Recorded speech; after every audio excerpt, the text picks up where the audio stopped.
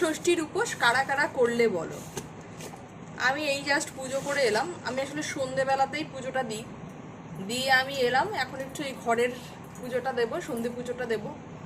ওই নীলের ঘরে বাতি যেটাকে বলে সেই প্রদীপ দিলাম, পুজো টুজো দিয়ে এলাম। আমি আর আমার মা একসাথেই দিয়েছি আর কি।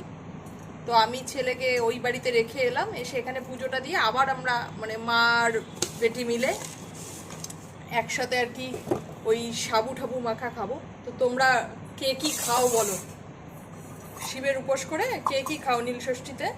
আমি তো সাবু খাই, আমি আসলে ভাত বা লুচি টুচি কিছু খাই না এসব। আমি ওই সাবু ফল টল এগুলোই খাই, এছাড়া আর কিছু খাই না।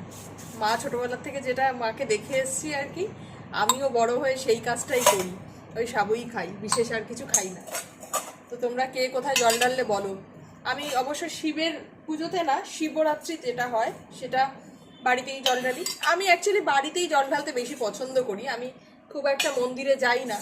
তবে এই নীল ষষ্ঠীর দিনে ওই আমার বাপের বাড়ির ওখানে একটা মন্দির আছে, ওখানকার শিবকে একটুখানি জল দিয়ে আসি, ওটা একটুখানি শান্তি পাই আর কি দিয়ে ওখানটাতে। সেই কারণে আমি একটুখানি ভিড়ভাড়টা অতটা পছন্দ করি না, সেই জন্য। তো এখন আমি এই সন্ধে পুজোটা একটু দিয়ে নিই চলো, তারপর তোমাদের পরে আমরা কে কি করছি না করছি সেটা একটুখানি দেখাবো। আর তোমরা কে কে উপোস করেছো অবশ্যই কিন্তু কমেন্ট করে জানিও। তো চলো সন্ধেটা দিয়ে নিই, তারপরে আবার আসছি কথা বলতে। এই পৃথিবীতে যতই সুগন্ধি তুমি মাখো না কেন, যেরকম অনেক নামি নামি পারফিউম, বডি স্প্রে, সেন্ট মাখো না কেন, তুমি দেখবে এই ধুনোর গন্ধর মতন এরকম স্বর্গীয় গন্ধ আর কোনো কিছুতে নেই। মানে এটা একটা ধুনোর গন্ধটা একটা আলাদা সুখ দেয়, আলাদা একটা শান্তি দেয়। তো চলো আমি একটুখানি চারপাশে দেখে দিই। আমি আসলে ধুনো দেখাতে আমি ডেলি সন্ধ্যের সময় ধুনো, কর্পূর এগুলো দিতে পছন্দ করি, আমি দিইও। এবং তো আমার ভীষণ ভালো লাগে ধুনোটা দিতে। আর কারা কারা ধুনো দিয়ে সন্ধে দাও সেটাও কিন্তু অবশ্যই জানিও।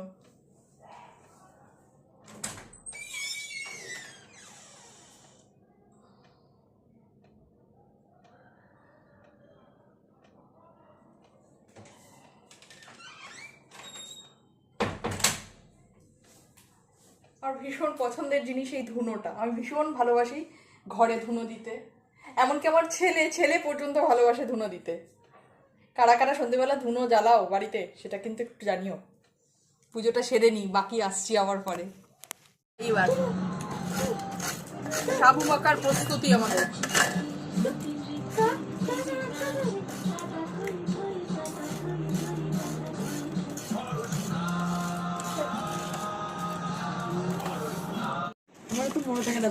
দাঁড়াও, নোড়ো না, নারকেলটা কুড়াতে দাও, নড়লে ক্যামেরাটা তো ঘুরে যাবে তখন। তো তুমি তো একটা ক্যামেরাও হতে পারো ঠিক করে। এই যে আমি যে এত পরিশ্রম করে যে সাবু মাখাটা করবো, সেটার একটা প্রমাণ তো রাখতে হবে।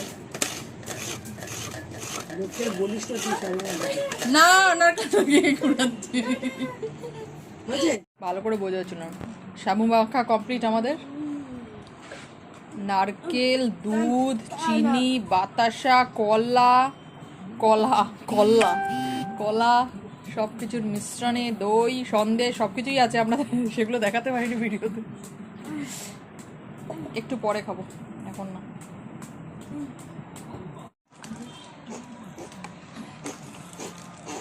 সাবু মাখা কমপ্লিট আমাদের।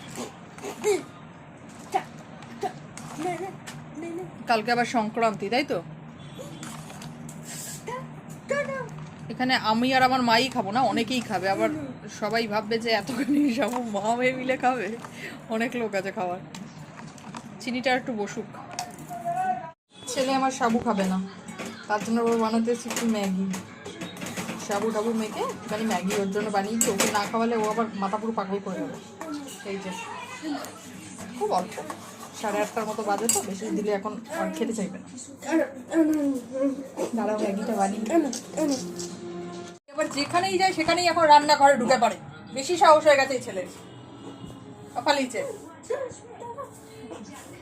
বেশি আগ্রহ একদম পুরো রান্না। আসল রান্না করতে দিলে করবে না, এইসব হাবি জাবি করার বেলায়।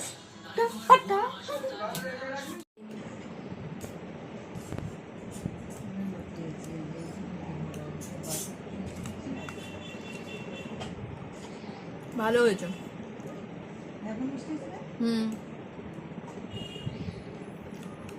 তুমিও খেয়ে নাও।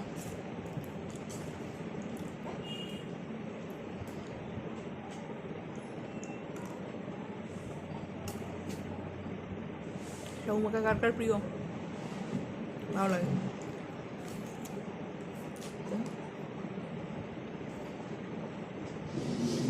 টাটা।